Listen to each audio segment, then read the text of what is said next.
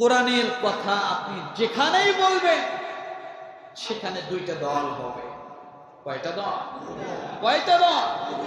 একটা কোরআনের পক্ষে আর একটা কোরআনের বিপক্ষে। এটা যুগ যুগ ধরে আছে, এটা থাকবে। কারণ কোরআনেই বলছেন হুদাল লিন-নাস ওয়া বায়্যিনাতিন মিনাল হুদা ওয়াল ফুরকান। এটা হলো সেই জিনিস আপনি যেখানেই বলবেন না কেন দুইটা দল হবে, বায়্যিনাত, ফুরকান, পার্থক্য করে দেবে হক এবং বাতিল। তাকে পার্থক্য করবে। উল জাআল হক ওয়া যাহাকাল বাতিল ইন্নাল বাতিলা কানা যাহুকা। হক এবং বাতিলের এটার মানদণ্ড পার্থক্য আপনি কোন পাল্লা দিয়ে করবে? কথা বলে কোরআন ছাড়া পৃথিবীর জমিনে আর কিছু নাই হক এবং বাতিলের মানদণ্ডকে আলাদা করে দেয়। যার কারণে কোরআনের প্রতি বারবার আঘাত। কি? খ্রিস্টানরা আঘাত করে, হিন্দুরা আঘাত করে, বৌদ্ধরা আঘাত করে, ইহুদিরা আঘাত করে। কেন করে? কারণ ওরা ভালো করে জানে এ কোরআন যতদিন পর্যন্ত দুনিয়ার জমিনে থাকবে হক এবং বাতিলকে, হককে নিশ্চিহ্ন করা যাবে না। তারা ভালো করে জানে। যার কারণে কোন দেশে কোরআন পুরায়, আবার কোন দেশে কোরআন পায়ের নিচে নেয়। আমি বলি মুসলমান বাংলাদেশের জমিনে ওই সুইডেনে কোরআন পুড়িয়ে দিল, আগুন ধরিয়ে দিল, বাংলাদেশের মুসলমানের রক্ত গরম, রাজপথে মিছিল মিটিং, কতভাবে প্রতিরোধ গড়ে তুললো, কতভাবে মিছিল করলো, কতভাবে এটাকে বিরোধিতা করলো, কথা বলল। কিন্তু সেই বাংলাদেশের মুসলমানের সামনে আজকে পায়ের নিচে কোরআন দেয়, কিন্তু আজকে আমরা ঠান্ডা হয়ে আছি। কেন? এটার একটা কারণ আপনি দেখেন তো, বেদ কি পায়ের নিচে ফেলায়? হিন্দুদের বই কি পায়ের নিচে ফেলায়? না। এটা নিয়ে মাথা ব্যথা নেই, বাইবেল নিয়ে মাথা ব্যথা নেই, ইনজিল যে বর্তমান আছে এগুলো নিয়ে মাথা ব্যথা নেই। কেন নাই জানেন? এগুলো সব তাদের মতো করে তৈরি করছে। হক যেটা ছিল সেটাকে শেষ করে দিয়েছে। আর আল্লাহ জানে যে বাইবেল বিকৃত করবে, ইনজিল বিকৃত করবে, যার কারণে আল্লাহ তাআলা ইনজিলে যা আছে কোরআনে ঢুকায় দিয়েছে, বাইবেলে যা আছে কোরআনে ঢুকায় দিয়েছে, দিয়ে বলছে ইন্না নাহনু নাযালনা যিকরা ওয়া ইন্না লাহু লাহাফিজুন। এই কোরআনের দায়িত্ব আমি নিলাম। দুনিয়ার কোন মানুষ এটা পরিবর্তন করতে পারবে না, পরিবর্তন করতে পারবে না। এটা হেফাজতের দায়িত্ব আল্লাহ দিয়েছে। সবগুলাকে এটার ভিতরে ঢুকায় দিয়া আল্লাহ বললেন এটার চাবি আমার হাতে, এটার চাবি আমার হাতে। অনেক আগে লন্ডনে এক ছেলে থাকে, ভারতের এক ছেলে লন্ডনে থাকে। লন্ডনের এক লোক অনেক টাকার মালিক, এত টাকা, টাকা রাখার জায়গা নেই। নিজের টাকা, বাপের টাকা, বউয়ের টাকা, ভাইয়ের টাকা, বোনের টাকা, সব টাকা, খালি টাকা আর টাকা। এখন এই ইন্ডিয়ান বন্ধুকে বলছে, বন্ধু আমার এত টাকা করিটা কি আর? এখন ইন্ডিয়ান তো মালুম শয়তানি বুদ্ধি আছে না? বলছে বন্ধু তুমি এত টাকা করবা কি? এক কাজ করো, তোমাকে একটা বুদ্ধি দেই। বলে কি? তুমি কোরআন শরীফ, মুসলমানের একটা ধর্মগ্রন্থ কোরআন, এই ধর্মগ্রন্থ কোরআন তুমি কেন আর নদীতে সাগরে ফেলায় দাও। তুমি এই মিশন তৈরি করো যে কাগজের ছাপা কোন কোরআন যেন পৃথিবীতে না থাকে, সব ফেলায় দাও। তাহলে মুসলমানরা আর উঠে দাঁড়াতে পারবে না, হাত সোজা করে দাঁড়াতে পারবে না, এটার পক্ষে আর কথা বলতে পারবে না। তাই শুরু করলো। লন্ডন থেকে এসে ভারতের থেকে বই কেনে, কোরআন কেনে, আর সব ফেলায়। বন্ধুর সঙ্গে দেখা, ডাক দিয়ে বলতেছে, বন্ধু তুমি এখানে? বলে, বন্ধু আমি তো একটা মিশন নিয়ে আসছি, চিন্তা করছি আমি এই কাজটা করব। ওরা যতই ছাপা মেশিনে ছাপাবে আমি সব সাগরে ফালাই দেব। এই বন্ধু এই কথা শুনিয়ে কপালের মধ্যে হাত, কপাল ছাপড়ার চাহারে। এই বন্ধু জানে না খবর, বলছে, বন্ধু তুমি কোরআন শরীফ সব ছাপা কোরআন শরীফ কিনবা আর সাগরে ফালাবা, এতে মুসলমানের কি ক্ষতি হবে? মুসলমানরা কোরআন শরীফ খুঁজেও পাবে না। কি পাবে না? কোরআন শরীফ খুঁজেও পাবে না। বন্ধু এবার মনের আক্ষেপে ডাক দিয়ে বলছে, বন্ধু আসো আমার সাথে।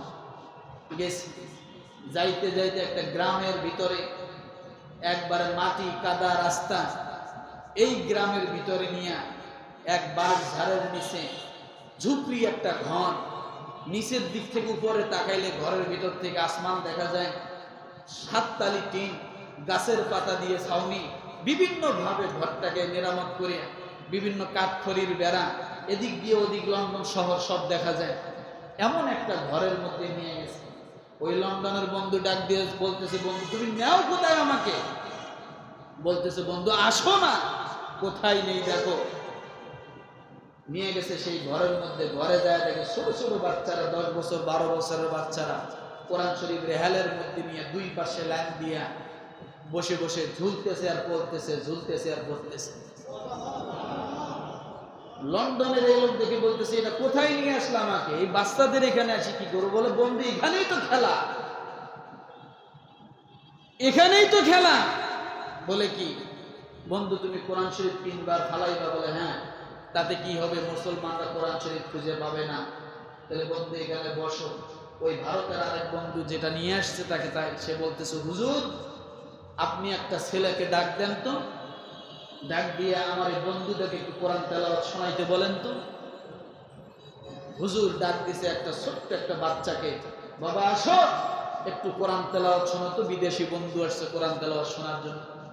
ছেলেটা এইভাবে দাঁড়ায়া হাত বুকের মধ্যে দিয়ে বলতেছে, কোথার থেকে পড়বো?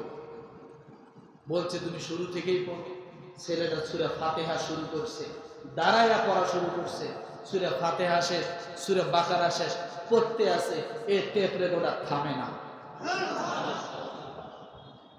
লন্ডনে যেটা আসছে কোরআন শরীফ ফেলে দেওয়ার জন্য, ওটা শোনে, ওটাও মাথা ঝুলানো শুরু করছে। কি ঝুলানো শুরু করছে? এবার বাচ্চাটাকে ডাক দিয়ে বলছে, বাচ্চা তুমি একটু দাঁড়াও। ওই ভারতের বন্ধুটা বলছে যে, তুমি যে কোরআন শরীফ কিনে কিনে ফালাইতেছ, আচ্ছা বাবা তুমি বলো তো, তুমি কি আরো করতে পারো? বলেন কি, খালি শুরু করতে দেরি, কত শুনবেন?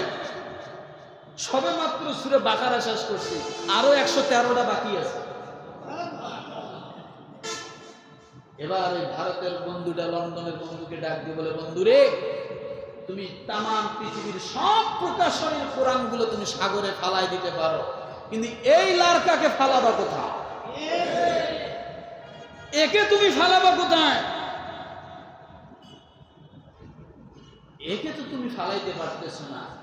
এইরকম হাজারো লক্ষ লক্ষ কোটি কোটি আল্লাহর কালাম কোরআন ওয়াক্তকে ধারণ করে রিজার্ভ হয়ে দুনিয়ার জমিনে পা পা করে দাঁড়াচ্ছে। পৃথিবীর প্রকাশনের একটা কোরআনও যদি আর না থাকে, এই জ্যান্ত জেন্দা কবর কোরআনগুলোই যথেষ্ট সারা পৃথিবীতে কোরআনের ছায়া দিতে। তার একটা কারণ আল্লাহ বলছেন, ইন্না নাহনু নাযালনা যিকরা ওয়া ইন্না লাহু লাহাফিজুন। আমি কোরআনকে আমি হেফাজত করব।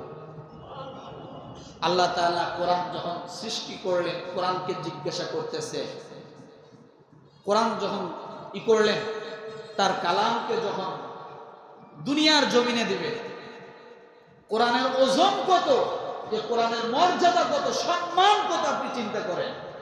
ইন্না আরাদনাল আমানাতা আলাস সামাওয়াতি ওয়াল আরদি ওয়াল জিবালি ফাআবাইনা আন ইয়াহমিলনাহা ওয়া আশফাকনা মিনহা ওয়া হামালাহাল ইনসান ইন্নাহু কানা যালুমান জাহুলা। সম্ভবত সূরা সাবা, আপনি সেখানে পড়ে দেখেন, ইন্না আরাদনাল আমানাতা আলাস সামা। আল্লাহ আকাশকে ডাক দিলেন। আকাশ কয়টা? কয়টা? 7টা আসমান। এর শেষ কোথায় বলতে পারেন? বলা যাবে না, আল্লাহ ছাড়া কেউ জানে না। এক আসমান নয়, 2 আসমান নয়, সারা পৃথিবী।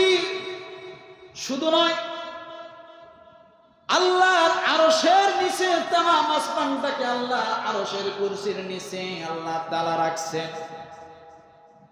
একটা দুইটা নয়, 7টা আসমানকে আল্লাহ ডাক দিলেন, ইন্না আরাদনাল আমানাতা আলাস সামা। ও আসমান, তোমরা সকলেই শোনো, আমি আল্লাহ তাআলা তোমাদের কাছে আমার কোরআনটাকে আমানত হিসেবে সংরক্ষণ করতে চাই, দিতে চাই। তাকে দেবে? আসমানকে দিবে। কি দিবে? কোরআন। আল্লাহ বলেন, ইন্না আরাদনাল আমানাতা আলাস সামা। আসমানকে ডাক দিয়ে বলেন, আল্লাহ, আমার কোরআনটাকে আমি তোমাদের মাধ্যমে রাখতে চাই, তোমাদের কাছে রাখতে চাই, তোমরা কি এটার আমানত নিবা? কোরআন। আসমান ডাক দিয়ে বলে, আল্লাহ, এই আমানতের যদি সামান্যতম খেয়ানত হয় কি হবে? আল্লাহ ডাক দিয়ে বলে, আসমান, যদি আমানতের খেয়ানত হয় শাস্তি হবে। সঙ্গে সঙ্গে স্যালেন্ডার হয়ে ডাক দিয়ে বলে, আল্লাহ, আমরা আসমান যেমনি আছি এমনি থাকি, আমাদের কোরআন আমানত নিতে পারবো না। কোরআনের এত ওজন, এত সম্মান, এত মর্যাদা, এটা আমরা হয়তো ধারণ করে রাখতে পারবো না। অতএব আমরা অপারক স্বীকার করলাম, আমরা এটা নিতে পারবো না। কয় আসমান? ছোট না বড়? কত বড়, এটা সীমা শেষ না। আসমান অপারক স্বীকার করে না। এই কোরআন আল্লাহ এবার পাহাড়কে ডাক দিলেন। কাকে? পাহাড়কে ডাক দিল, জিবাল ফাআবাইনা ইয়াহমিলনাহা ওয়া আশফাকনা মিনহা। আল্লাহ বললেন, ও পাহাড়, এই পাহাড়গুলো কত বড় শক্তিশালী, জমিনের যত শক্তি তার থেকে আমার আল্লাহ পাহাড়ের মধ্যে বেশি শক্তি দিয়েছে। একটা সাগরের তলদেশে 7 মাইল গভীর। কত? 7 মাইল পর্যন্ত গভীর। ওই সাগরের মাঝখানে আমার আল্লাহ পাহাড়কে পেরাক হিসেবে গেড়ে দিয়া, আবার সাগরের নিচ থেকে সাগরের পানি পর্যন্ত 7 মাইল, ওই সাগরের পানি থেকে উপরে আরো রাখছেন আল্লাহ 3 মাইল। মোট কয় মাইল? 10 মাইল একটা পাহাড়ের গভীরতা। চিন্তা করা যায় কেন আল্লাহ জমিনকে প্রাগ হিসেবে করছেন। আর জমিনের স্বামী হলো পাহাড়। জমিনের স্বামী কি? জমিনের স্বামী কি? পাহাড়ের স্ত্রী কি? কথা বলে না? পাহাড়ের স্ত্রী হলো জমিন। এটা আমার কথা না, সূরা নাবা করে দেখেন। وَجَعَلْنَا سِرَاجًا وَهَّاجًا وَأَنزَلْنَا مِنَ الْمُعْصِرَاتِ مَاءً ثَجَّاجًا فَأَخْرَجْنَا بِهِ حَدَائِقَ نَبَاتًا। আল্লাহ তাআলা জোড়া জোড়া সৃষ্টি করছেন না সব? কথা বলেন না? জমিনটা হলো স্ত্রীবাচক আর পাহাড় হলো স্বামী। সুবহানাল্লাহ। এটা নিয়ে একদিন আলোচনা করব আমি। নারী এবং পুরুষের সাথে আল্লাহ পাহাড় এবং জমিনের সম্পর্ক তৈরি করছেন। মানুষের সাথে পাহাড় এবং জমিনের সম্পর্ক তৈরি করছেন। কিভাবে করছেন একদিন আলোচনা করব এটা নিয়ে। তাহলে জমিনের স্বামীকে? পাহাড় হলো পুরুষ, জমিন হলো স্ত্রী। সুবহানাল্লাহ। আমার ভাইরা, সমস্ত পাহাড়কে আল্লাহ ডাক দিলেন। আল্লাহ বললেন, আমি তোমাদের কাছে কোরআনকে রাখতে চাই, তোমরা কোরআনকে ধারণ করো। পাহাড় জিজ্ঞাসা করলো, আল্লাহ কোরআন তো ধারণ করব, যদি ত্রুটি হয়ে যায় কি হবে? বলে শাস্তি হবে। পাহাড় সঙ্গে সঙ্গে সারেন্ডার করলো, আল্লাহ না, এত বড় ওজনের জিনিস আমাদেরকে দিও না, এত বড় মর্যাদার জিনিস আমাদেরকে দিও না, এত বড় সম্মানের জিনিস আমরা ধারণ করতে পারবো না। আল্লাহ তাআলা এবার দুনিয়ার মানুষকে ডাক দিয়ে বললেন, আল্লাহ তাআলা বলেন, জিবালি ফাবাইনা ইয়াহমিলনাহা ওয়া আশফাকনা মিনহা ওয়া হামালাহাল ইনসান। আল্লাহ মানুষকে ডাক দিয়ে বলে, মানুষ, আমি আল্লাহর একটা কালাম আছে, আমি আল্লাহর একটা কোরআন আছে, এই কোরআনটাকে আমি আল্লাহ তোমাদের কাছে আমানত রাখতে চাই। এই কথা যখন আল্লাহ তাআলা মানুষদেরকে ডাক দিয়ে বললেন, মানুষ ডানে তাকালেন না, বামে তাকালেন না, তারা মনে করলো আল্লাহর কালাম, এটাকে ধারণ করলে সম্মান বাড়বে, ইজ্জত বাড়বে। আমার আল্লাহ যত বড়, তার কালাম তত বড়। ও পৃথিবীর মানুষ, আমার আল্লাহ তাআলা ডাক দিয়ে বলেন, দুনিয়ার কোন মানুষ যদি দুইটা জিনিসকে ধারণ করে, আমি আল্লাহ ওই মানুষটাকে দুনিয়ায় সম্মানিত করব, আখিরাতে আমি আল্লাহ তাকে সম্মানিত আসন করে দিব। ইয়া আইয়ুহান নাসু ক্বাদ জাআকুম বুরহানুম মির রাব্বিকুম ওয়া আনজালনা ইলাইকুম নূরাম মুবিনা। হিন্দু, মুসলমান, বৌদ্ধ, খ্রিস্টান, জাতি ধর্ম বর্ণ নির্বিশেষে, কামার কুমার, জেলে তাঁতি, doctor, master, conductor, driver, helper, চাষারু, মাদারু, জুয়ারু, মুসারু, রাজরানি, ফকরানি, পথে বড় আদামরা, কাঙ্গাল, কাঙ্গালিনী, সমস্ত মানুষকে আল্লাহ একটা প্যান্ডেলের মধ্যে নিয়ে আসে। আল্লাহ ডাক দিয়ে বলে, মানুষ, এই দুইটা জিনিসকে তোমরা যদি আঁকড়ায় ধরতে পারো, বুরহান নামের একজন নবী, নূর নামের একটি কিতাব, এই দুইটা জিনিসকে যদি তোমরা আঁকড়ায় ধরতে পারো, আমি আল্লাহ দুনিয়ায় সম্মানিত করব, আখিরাতে আমি আল্লাহ তোমাদেরকে সম্মানিত আসন দান করব। ইয়ারফাউল্লাহুল্লাযীনা উতুল কিতাব। আল্লাহ বলে, তোমরা যদি দুনিয়ার সম্মান চাও, মর্যাদা চাও, তাহলে তোমরা এই কোরআনকে ধরো, কোরআনকে মানো, তাহলে আমি আল্লাহ তাআলা তোমাদেরকে কোরআনের মাধ্যমে সম্মানিত করব।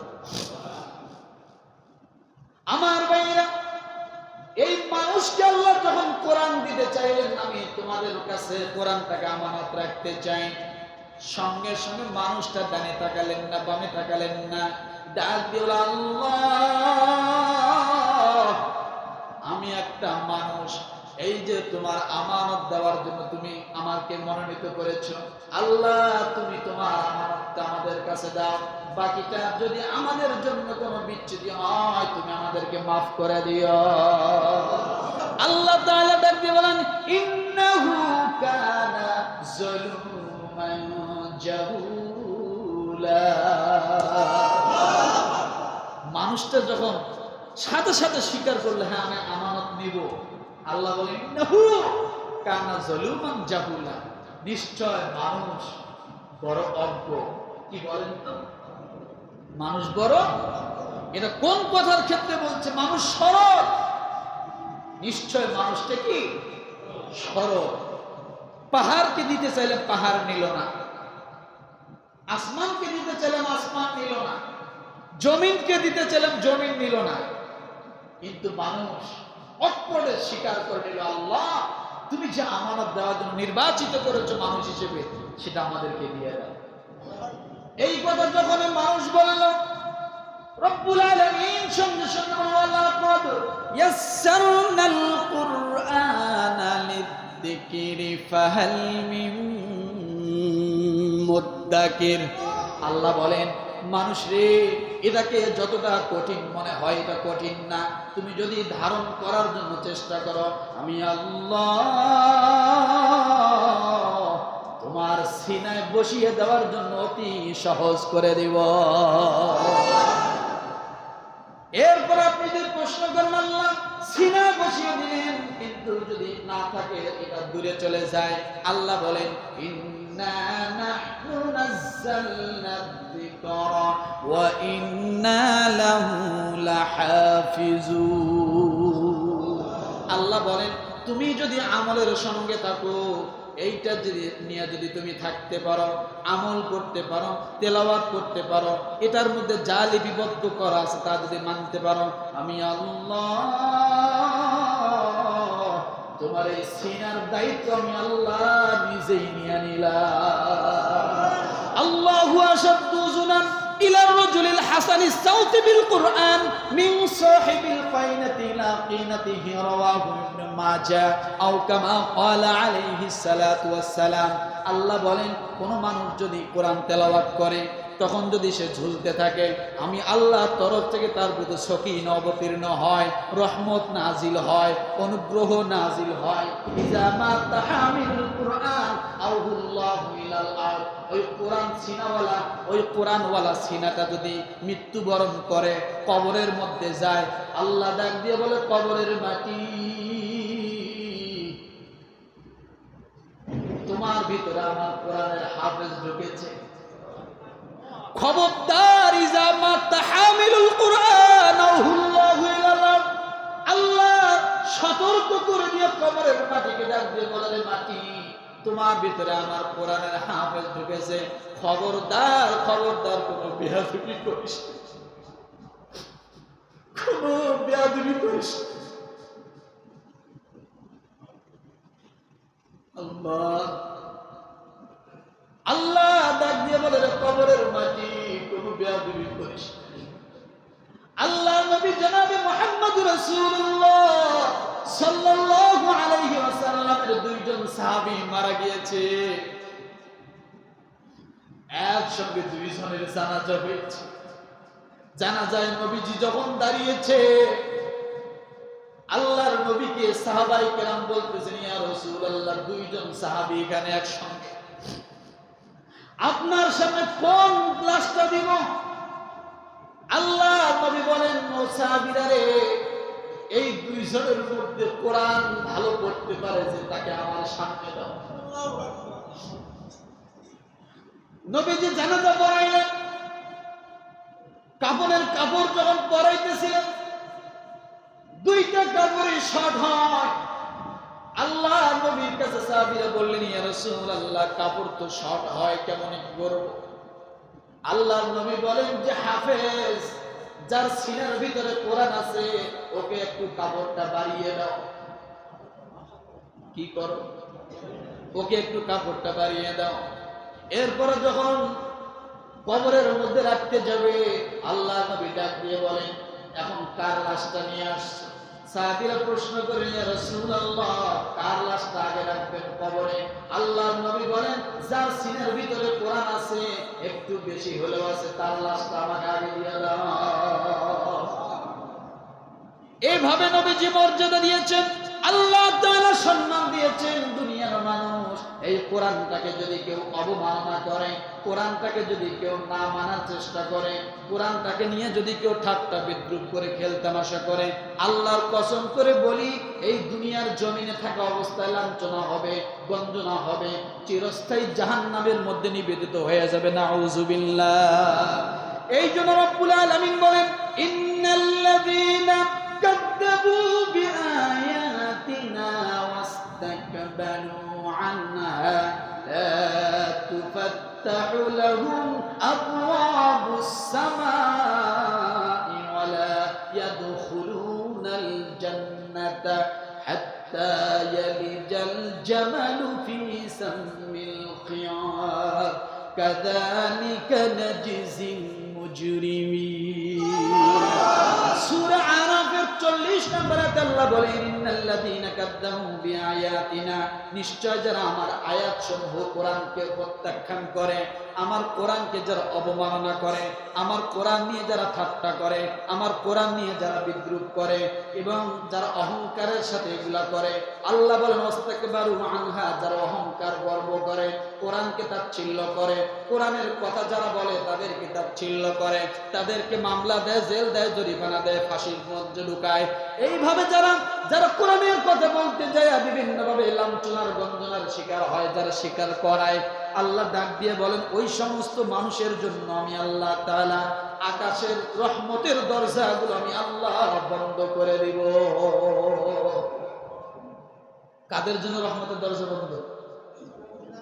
যারা কোরআনকে অবমাননা করে, অপমান করে, অপদস্থ করে, যারা কোরআনকে মানে না, যারা কোরআনের কথাগুলো ভালো লাগে না, আল্লাহ বলে লা তুফাত্তাহু লাহুম আবওয়াবুস সামা, তাদের জন্য আসমানের দরজা বন্ধ হয়ে যাবে। কি হয়ে যাবে? ওয়ালা ইয়াদখুলুনাল জান্নাহ, তারা কোশ্চিনকালে জান্নাতে প্রবেশ করতে পারবে না। সে যতই মুসলমান দাবি করুক, যতই হজ করুক, যতই যাকাত দেবে, আল্লাহর কোরআন যদি সে মানতে নারাজ হয়, সে যত বড় মুসলমান হোক না কেন, তার মুসলমানের 4 পয়সার দাম না।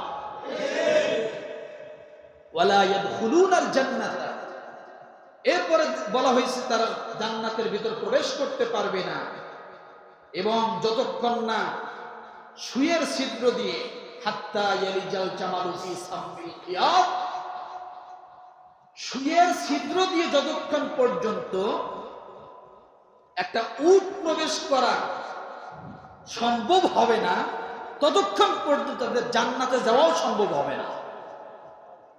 আচ্ছা, উট কি সুইয়ের ছিদ্র দিয়ে ঢুকবে? যেমন ঢোকা অসম্ভব, ওয়ালা ইয়াদখুলুনাল জান্নাত, তাদের জান্নাতে প্রবেশ করা অসম্ভব। আমার কথা কোন সূরা? আয়াত নাম্বার 40। একটা কথাও আমার না। আল্লাহ বলে ওয়া কাযালিকা নাজজিল মুজরিমিন, এভাবে আমি অপরাধীদেরকে বদলা দিয়ে দেই, জালেমদের কিভাবেই বদলা দিয়ে দেই। তাহলে আমরা কোরআনকে অবমাননা করব? কথা বলে, কোরআনকে আমাকে এসে আল্লাহ চাপাই দিছে? হ্যাঁ, কোরআনকে আমাকে আল্লাহ জোরে চাপাই দিছে? না, দেয়নি। কিন্তু আমরা কথায় কথায় কোরআন নিয়ে কথা বলি, হাদিস নিয়ে কথা বলি, আলেম ওলামা নিয়ে সমালোচনা করি।